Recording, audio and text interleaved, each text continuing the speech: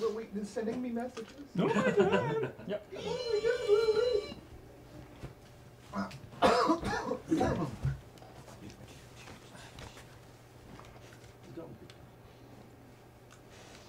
Hey, baby doll. How's it going? Here, you come sit with me. Yeah. that is not a problem. Yeah, that will not be. Do not worry. It's hasn't been an issue yet. We're not going to let it be with you.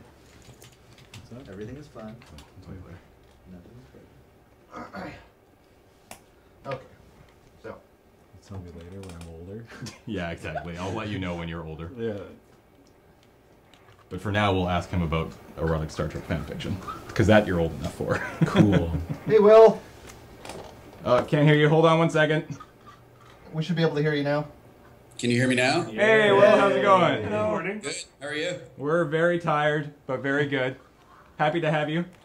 I am delighted to be here. I'm sorry that I had to not come in on Tuesday, but it turned out that I had to do voiceover looping for Eureka. Oh, nice. Awesome. All right. Well, that's okay. We understand. You're a busy man. We're glad you could call in today, though. That's awesome. Yeah, I'm glad that it all worked out. And congratulations. I was watching last night as you were nearing $250,000 and then just blew it away. I'm so proud of you guys. Oh, thank you. We appreciate that. Yeah, we look at that number constantly and cannot quite fathom what it means, but... Well, it means that you and gamers are awesome. It's true. Gamers are pretty sweet. So, of course, we have questions from you, from our fans. They wish to know, and we'll start it off. We'll just get right into this. Okay. What is your stance on erotic Star Trek fan fiction? Am I involved in it? If you are, what is your stance? Does that change your stance? Yeah, does that change your stance, I suppose? Yeah, as long as I'm the dude, I'm totally fine. Good answer.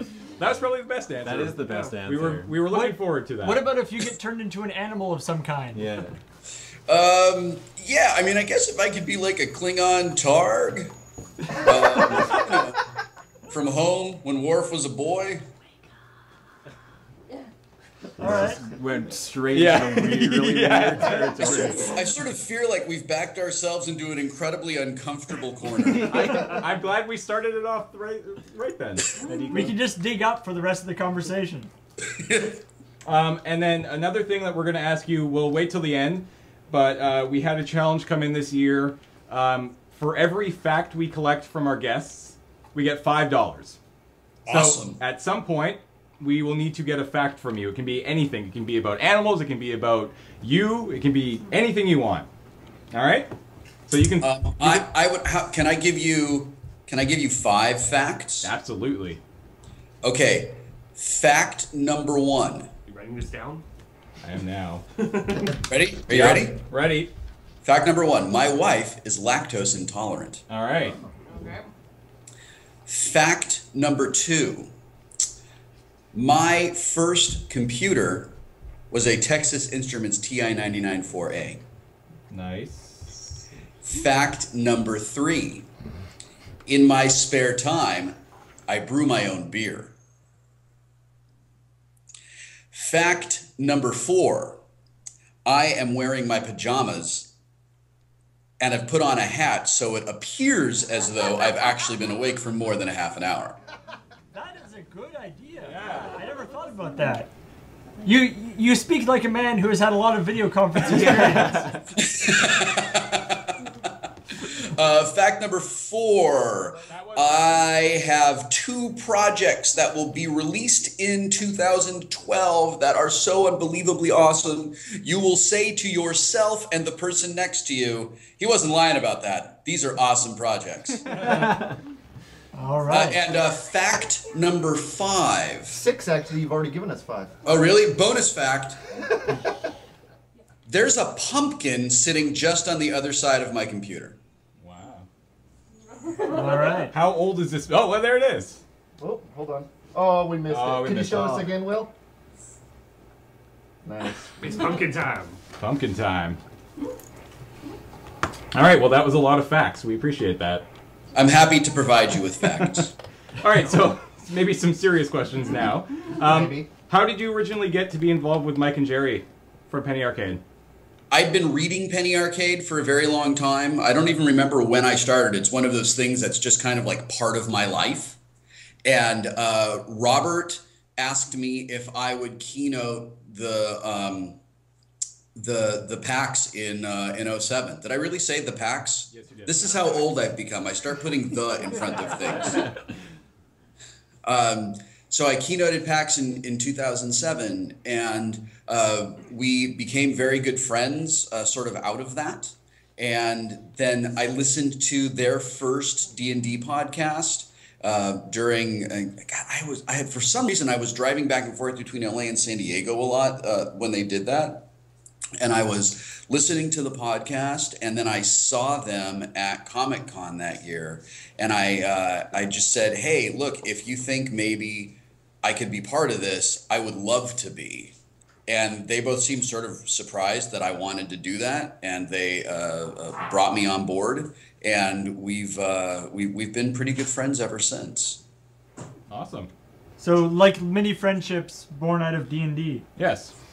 Yes, born out of D&D and gaming. Awesome. Are there any plans to make more episodes of Radio Free Burrito? I'd really like to. I have a new office, and my new office has hardwood floors and an aquarium in it, and it's kind of loud. So I have to like get all of my gear up and move to another room in the house. And that means I have to take my external hard drive that has all of my music and stuff on it. In other words, it's a big pain in the ass. And I've been so busy this last year that I just haven't had time to do it. But I miss doing it as much as people miss listening to it. And it's been so long now that it's sort of like that need I feel as an artist to make something unbelievable that's worth the 1 year wait is kind of paralyzing me into inaction. I'm sure you know what I mean. Yes. Somebody in the chat was actually wondering, was it you in the costume during the entire during the guild this year? No. No. No, I was only in there for the one day when the costume when the head falls off. Spoiler alert. Yes. Do you find it amusing how sometimes you're cast as a jerk? I actually really like that. One of the main reasons we are actors is because we like to be creative, we like to use our imaginations, and we sort of like to pretend. And I work real hard in my real life to be a good, honest, honorable, kind person. And getting to be everything that I despise in a character is actually a great deal of fun. And it's always more fun to be a villain than it is to be a hero. Especially since Bill Prady once pointed out to me that the villain is the hero of his own narrative. So getting to be the villain and just embrace all of this stuff that I just find awful is really a lot of fun. Awesome. So in the last episode you were in of Big Bang Theory, you were actually kind of nice. Yes. Did you have anything to do with that? No. But as I was reading the script, I kept expecting, I just kept thinking, oh, the other shoe's going to drop. Yeah. So what's coming next? And I was actually talking to Melissa Rock, who plays Bernadette, and she said, "I don't know if I like this, that you're nice to him now." And she said, "Yeah, I was just sort of waiting to see, I thought it was all a setup, and then on the last page, something terrible was going to happen." And when the taping of that episode was over, Bill Prady and Steve Milaro said, "So it looks like you guys are friends now." And Bill said, "Yeah, and if you thought the hell that you were in when he didn't like you was bad, wait until you see the hell that you're in because he thinks you're his best friend." And I said, I was kind of hoping that evil Wil Wheaton is really setting up the long con. And they both looked at each other like, oh, we hadn't thought of that. So I have no idea what's going to happen. I'm just, I'm really grateful that I've been able to play that character. And whenever I get to go to the set and work with those guys, it is always a good week for me. Cool. Where's another good one here? Somebody is asking if is there a date when I expect Memories of the Future Volume 2 by? Even if it's just a really, really general one. Sometime between now and the heat death of the universe is probably a safe bet. Oh, there you go. I was really hoping that I was going to get it finished before the end of this year. But then these two big super secret projects came up, and they've taken all of my time. And I haven't been able to work on it as much as I would like to. I'd say I'm probably about 60% done with it. Well, done with the first draft, and then I'll give it to my editor, and we'll go through and we'll polish it and sort of, get it out the door. I think that it's, one of the reasons I don't really announce release dates is because I get super busy and things just, they get released when they get released. At this point, I'm really hoping that it will be out by spring. Okay. We were talking about the D&D podcast just a couple minutes ago, and somebody was wondering, is there any plans to do more of those sort of the old way, without the audience, just at Penny Arcade, just you guys sitting around the table? Yeah, I'm not sure. I know that all of us are really into that, however they want to do it. But it's kind of complicated, we have to go with, we've sort of partnered with Wizards of the Coast for all of that. And I know that what we do has to fit into how Wizards is marketing, and there's a lot of like businessy things that go on that sort of make my eyes glaze over, so I don't really pay attention to it. I think that we all get the most bang for our buck when we do it in front of an audience. It gives us an opportunity to really perform and do something really theatrical. But I think that this question comes from a place, comes from someone who is mindful that there is a big difference between us being on stage performing to that audience in the theater and us being at a table, really like playing the game. I get that those are two very different experiences. I love them both for very different reasons, and I'll just kind of do whatever whatever we can do so that we can keep playing.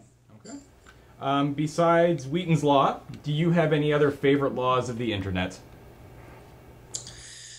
That's a really good question. What are other laws of the internet? Well, the two that they quote here is Rule 34, and I hope that is not one of them. I'm pretty sure that we invoked Rule 34 in the first 60 seconds of our conversation. I believe we did. And they also quote Godwin's Law. Yeah, those are really good laws. Yep. I am delighted that I'm delightful. I am also delighted that Wheaton's Law has kind of made it into the language and made it into the culture. And I hope that that it continues to make its inroads, and that people really embrace it and use it, live it by example, as opposed to just, as opposed to being. I want people to be proactive with it. Like, I choose not to be a dick, rather than using it in a reactive sense, saying to someone else, hey man, stop being a dick. And I think that will make the internet a more cat-filled and Rule 34-filled kind of place. And speaking of all of this, Americans, you really, really need to contact your Congress idiots and make sure that they know that you do not want SOPA and Protect IP passed. It will ruin the internet as we know it if that happens. We discovered a new rule, I believe, this year at Desert Bus, which is, I think the chat dubbed it 34.1, whereas if there's any song, there is a dubstep remix of it. Oh, God. And they will make us perform it every single one. Which one of you does that thing where you just go, whoa, whoa, whoa, whoa, whoa, whoa, where it doesn't really fit in the song, but you just keep doing it? Yeah, that's Ian and all of us. Yeah. So you done the dubstep version of The Wheels on the Bus? Yes. Have we? Awesome. Yeah. Yes. One of many. We have. Dear Dr. Will, if life had gone different after Next Generation and you would have become a big Hollywood actor, do you think you would have had the same interaction with your fans and geek culture in general? No. Yeah. No, I don't think so. I think that there are You know, there's sort of a career and a life trajectory, and mine was really different, and I'm really happy with the way that it led me to where I am today. One of the main reasons, I talked about this in my book Just a Geek, and I've discussed this sort of when I've done some public speaking, but one of the big reasons that I went to work for New Tech in the Midwest when I was 18 and had just left Star Trek was because I kind of felt this thing starting in me where I was sort of like, I was kind of getting like involved in like the lame bullshit of Hollywood. You know, I was never, I was always a real geek at heart. So I was never like going to parties. I was never like, you know, engaged in all of the like risky behavior that kind of that ruined Corey Feldman's life and claimed River Phoenix's life. Like that was never part of my life. But that like, I don't know, I felt that like, don't you know who I am kind of thing starting to well up inside of me when I was around that age. And it appalled me. And it was really, and I thought there's something really wrong with me. And I remember writing in a diary at the time. A diary is kind of like a blog before a blog existed and no one reads it but you, which is sort of like a blog today, except it was in a book. And I wrote down that I was looking in the mirror and I didn't like the person that I saw. And I felt like I needed to get away from everything that I had known and the industry that I was in and kind of figure out what was really important to me. And in doing that, I sort of pulled all the momentum out of my acting career, which had me on a trajectory that you know, was, I don't know if I would have been like a big super mega star, but I was definitely on my way to being a successful, steadily employed actor. And then it sort of pulled me in a different direction. And then when I worked all of that stuff out, I figured out that I really loved being an actor, I really loved being creative. I came back to LA. I went to acting school. I was in a 5-year drama program. And then I met my wife and my future kids. And those things fundamentally changed my life and really made me the person that I am today. So I'm, I think that, you know, there's people who really believe their own hype. And if my career had gone in a different way, I think it's really possible that I would have been one of those people. But going the way that I did go, working on my craft as an actor, and then working on being a husband and father, it just sort of keeps my feet on the ground. And it also helps a lot, I think, that like nerds are awesome. You know, we can all get together and play games. When I go to game cons and I sit down to play games, I'll play with people for 3 hours. And then when it's done, and no one will be weird to me at all. And then when it's done, someone will say, oh, by the way, I like this thing that you did. Instead of it being like, oh, you're that guy from TV and now we're going to be weird. And I think that just because we are all really normal people in our weird, nerdy way, as opposed to those like, you know, people who are like fans of reality TV or whatever, it makes me feel welcomed and embraced, and it just makes it easy for me to feel like, yeah, I can hang out. Awesome. Speaking of reality TV, if Dancing with the Stars gave you a call today, would you say yes or no? I would say no. Good answer. you made one person here. It's so weird. I don't know what it is about that show. People viewers are crazy about it, and viewers was, oh, I would really love to see you on this show. But within the business side of the entertainment industry, it's sort of like, well, you may as well just admit that your career's over, and it does not appeal to me at all. And I don't, look, for people who really love that show, awesome, good for you. I'm glad you enjoy it. But it is not right for me at all. All right. This gentleman's wife would like to know, was it strange playing a rapist in Criminal Minds? Super strange. Yeah. Really, it was, that was unbelievably challenging. Robin Lively played the girl who was my victim, and Robin and I have known each other since we were kids. And everybody who knew her when we were younger had a huge crush on her, myself included. And it was really weird and really uncomfortable. I wrote, you can go to my blog and find the Criminal Minds production diary, or you can buy it in my book, Sunken Treasure. I wrote all about this. I wrote all about the experience of creating that character and how uncomfortable and weird it was. No matter what show I am working on, there is a little piece of a character who lives in me the whole time I'm working on the show. And I can't let that go completely until the show is over. And on Criminal Minds, there was just a little bit of that dark evil that stayed with me. And you know, it's sort of like it was sort of like a hot coal that I kept in a bag that I would blow into fire when I would go onto the set. And I could not wait to take that hot coal and just dump it in a well and never look at it again. All right. Dear Will, I'm lucky enough to have one of your PAX 2009 chapbooks, and I was wondering if you ever planned to continue the day after. It's one of the best zombie stories I've ever read, and I would love more. That's extremely kind. Thank you. A lot of people have asked me to extend the day after. A lot of people have asked me to extend Hunter. And I never intended to extend them when I wrote them. I mean, they're just where they are. They are intended to be slightly unresolved at the end so that maybe they continue on in the reader's mind. They're both stories where the characters are unresolved, so I thought that the arc of the story should remain unresolved. I don't really know what I would do with the day after.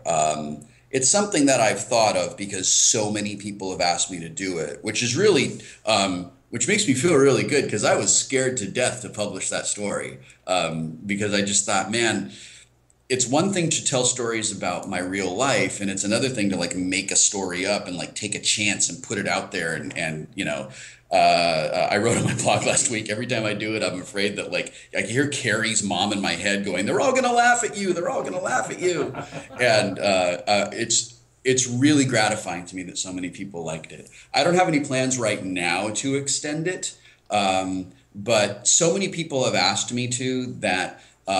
Every now and then my mind kind of wanders and I think, well, maybe I could do this. All right. Okay, I got a couple more short questions and I'll let you get back to your wacky November Thanksgiving. I know, isn't that weird? Weird. What's up with that? What are your favorite games to play if you only have 15 minutes? Dungeon Raid, Ascension, Button Men if I'm playing with my son, and like back in the old days, I could always count on a quick game of like RC Pro-Am or NHL 94, you know, with 5-minute periods. Yeah. NHL 94 was the best NHL too. That one was... Okay, so I found a store. I went with, after, when I was doing my looping for Eureka on Tuesday when I was supposed to call in, Felicia was looping right before me. So I only had 2 lines. So she said, I'll just hang out and then we can, like, because we haven't seen each other in a couple of weeks. So I said, yeah, just hang out. I'll do my 2 lines and then, you know, we'll catch up on everything. So I did my 2 lines. I came out and she said, hey, Sean Becker and I are going to this store in the Valley called Game Dude. And I said, ooh, Game Dude, what's that? And she said, it's like a warehouse full of classic video games. It's Genesis games, Master System, Neo Geo, Atari, Intellivision, ColecoVision, and then modern games as well. And I was so excited that, of course, I went. And they sell all of these old consoles that have been refurbished, that work, and then they sell all the games. And one of the most expensive games, and as far as I could tell, the most expensive sports title was NHL 94, because that's the one that everybody wants to play. It's legit. In fact, I almost spent $80 on an old Sega Genesis so that I could buy it and get NHL 94 and just play it by myself. How much were they selling NHL 94 for? The Genesis version was pretty inexpensive. It was only like $4.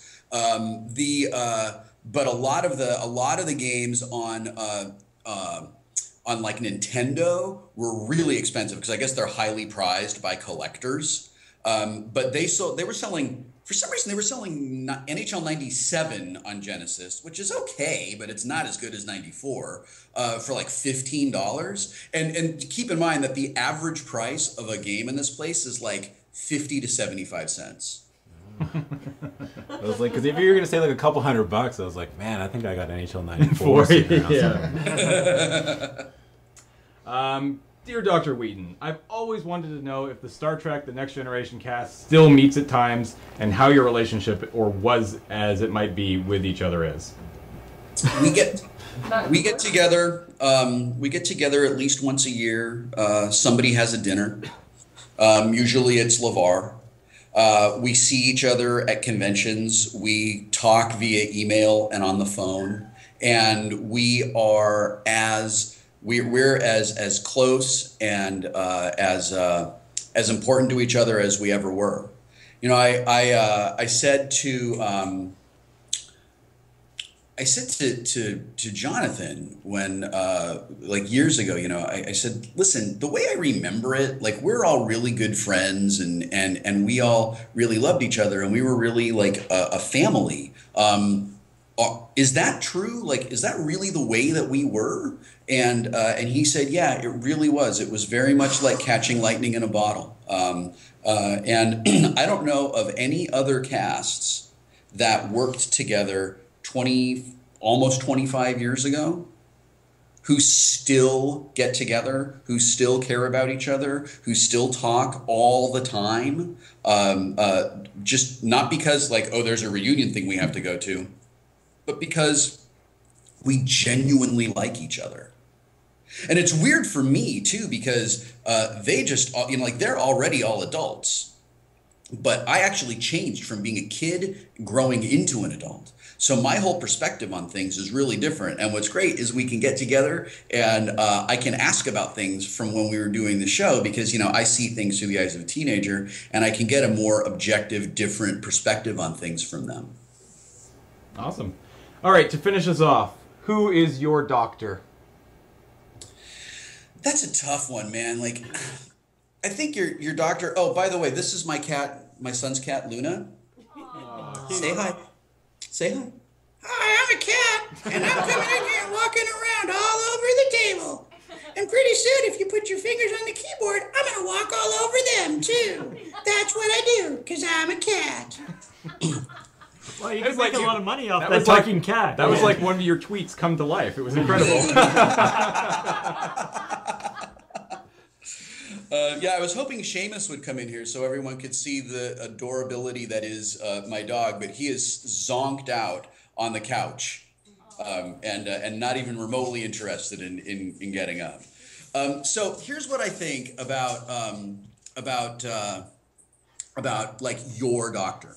Your doctor is always the first doctor that you see. You can't help it. That's the doctor who like introduces you to Doctor Who, and he's that guy that carries you through all of the different stories. So for me, my doctor would be Tom Baker, because I started watching Doctor Who on PBS when I wasn't even 10 years old, and it was weird, and it scared me. Because it was like, you know, back in those days, kids, we would have this thing called UHF, and it was an antenna that sat on top of your television, and it never really came in very well, and it was always kind of fuzzy and strange, and it added this element of like weirdness to anything that you watched on UHF. So like Doctor Who, Dark Shadows, The Prisoner, those are all like British shows that I would watch on UHF, and it terrified me. Having said all of that, and having sworn fealty to Tom Baker, Tennant's my favorite. I think a lot of that has to do with the writing of a lot of the episodes that he was in, and I absolutely love Matt Smith's take on the character as well. It's kind of like, you know, there's so many things that we nerds get into holy wars about. And like whose doctor is the best doctor, I think is one of the least productive. So Tom Baker is my doctor for the reasons stated above. But Tennant's the one that I use to introduce people to Doctor Who. I tell people to watch Blink and Girl in the Fireplace, and if they can't get if those two episodes don't grab them, then they're never gonna like the new Doctor Who. But I also think that what Matt Smith's doing is absolutely brilliant. Absolutely. All right, thank you so much, Will, for calling in. Yeah, it's entirely my pleasure. I am not going to see you guys at Child's Play dinner.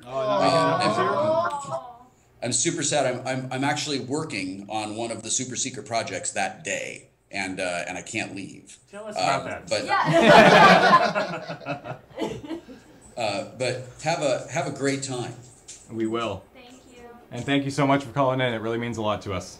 Yeah, right on. Congratulations. I am hoping that you make it up to $400,000. It's my dog Riley on the other side of the computer. The internet. Stop. All right, thanks, Will. Congratulations. Oh, thank you so much. Happy Thanksgiving. Let my dad go so he can feed me. Perfect. All right, have a good day, Will. Happy Thanksgiving. Bye, Will. Bye, Will. Thank you so much. Thank you.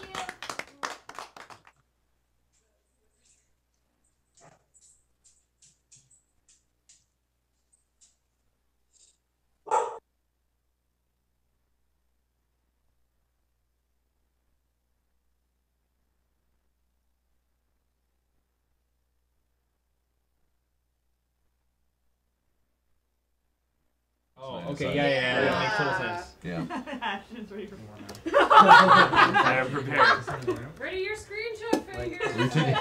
You're taking pictures of me, right? Yeah. Oh no. Oh no. Of course. Yeah. Oh yeah. So are you going to be able to do them like one after the other? Yeah. Yes. We are prepared. They've set it Really? up. They've set it up. We Music? are prepared for quick changes. Do we need music? Probably just what's But up. we're gonna We need the need music for this, don't we? this Think open. someone We get need that open. Okay. He's been appropriate practicing. music. Is that are they good there, or do they need to shuffle the couch back? Yeah, we should be. We need appropriate music for this, don't we? But Yes. We're getting there, Bill. Okay. we've been teaching him some Alright. moves. All right. Moves have been taught. So, do you want to, Kate, since you're there, you want to quickly explain why we're doing what we're about to do? Yeah, so Michael, was it Lunsford? Lunsford. He makes this awesome poster each year for Desert Bus, and he did a proof for it, and Foogieman was wearing a hoodie, as he does, and then he did another proof after Foogieman was wearing a dress, and then changed his character on the poster to Foogieman wearing a dress. He doesn't really want to be remembered as wearing a dress. He doesn't mind doing it in the heat of the moment for Desert Bus. But when it's up on his wall and it's framed and he gets to look back on it, he doesn't really want to be that dude who wore the dress. So Michael Lunsford basically said, you can either embarrass yourself in the future with this poster, or you can embarrass yourself tons right now. So we have come up with a little presentation for you, and hopefully he accepts it. And he also wants David Bowie's Fashion to be played. All right. And as the That's a good song. There we poster go. drawer, we should. Maybe adjust the music, Ian. Catwalk is yours, my Yep. friend. We're on.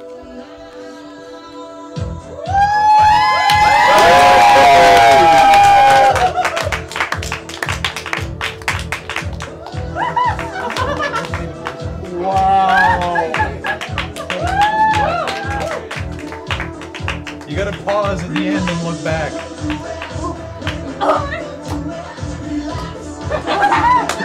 When you want to bust, when you want to go to it, relax, don't do it. When you want to bust. Wait, you got to stop there. There you go. There you go. Work it. Don't do it. Don't do it when you want to bust. Don't do it when you want to go to it. Relax. Don't do it when you want to bust.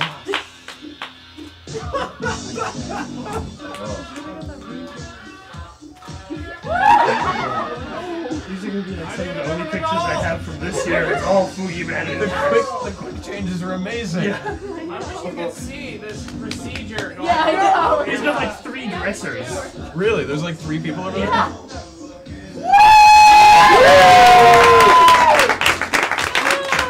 That's what I'm talking about. Finale of the Foogieman line this year. Give some blue steel. Sassy. Matt Andre needs every adult.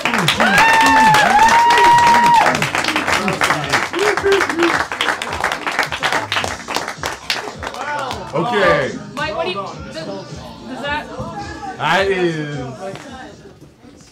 Does that work for you? It does. Now, for all those people who had all the lulls right there, waiting for confirmation from Yeah, exactly. please big no. Yeah, please give generously. I hope Mike was watching. Yeah. No, he was. He was there. requested a song for us to play for the good. Okay. thing. What do you think of them quick changes, by the way? That was impressive. What were you guys doing over there? Oh, we had a plan. We had a plan. We had it laid out. Who was doing that? It was you and me and Kate. nice. The Kates. Kates United. Kates rocked it. Operation Kate. Very nice. Mike's still thinking about Yeah, it. I know. He's like, I don't know you guys. I'm just gonna let him stew. I don't know you guys. Come Who on. are those people? Come on. Yeah, and he's just staying over there. What? Maybe he's just like frantically Also, he had a dress I'm so glad that's the one that you just pointed out. Sorry. Okay, please give money for Fuji. Yes. Oh, okay. I am a point. I am a point. Yay! Also, $284,000. Oh. What? 284,000. Oh my god.